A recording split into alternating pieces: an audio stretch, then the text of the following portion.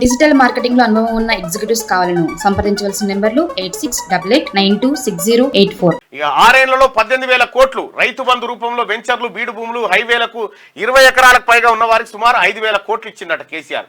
6 ఏళ్లలో 18,000 కోట్లు ఖాళీ పెట్రోల్ బంకులకు, రోడ్లకు వీటికి దానం చేసింది కేసీఆర్.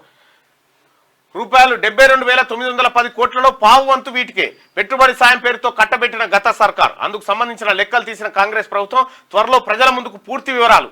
బీఆర్ఎస్ హయాంలో తీసుకొచ్చిన రైతు బంధు పథకం ద్వారా 1000 కోట్లు వృధా అయ్యాయనే ఆరోపణలు వినిపిస్తున్నాయి. 2018 నుంచి 2023 వానాకాలం వరకు 11 విడతల్లో సుమారు 72,910 కోట్లను రైతు బంధు స్కీమ్ కోసం గత ప్రభుత్వం ఖర్చు చేసింది.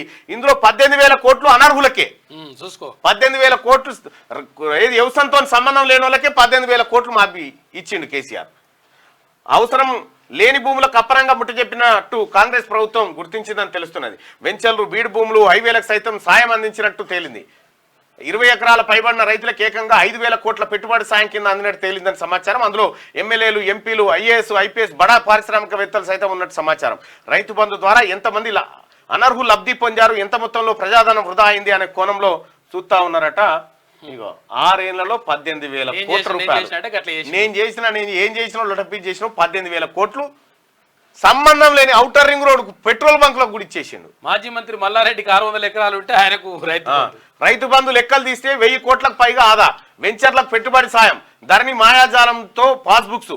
అధికారులకు తెలిసినా నో యాక్షన్ పట్టించుకొని గత ప్రభుత్వం సర్కార్ ఖజానా గండి.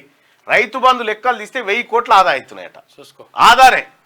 డిజిటల్ మార్కెటింగ్ లో అనుభవం ఉన్న ఎగ్జిక్యూటివ్స్ కావాలను సంప్రదించవలసిన నెంబర్లు 8688926084.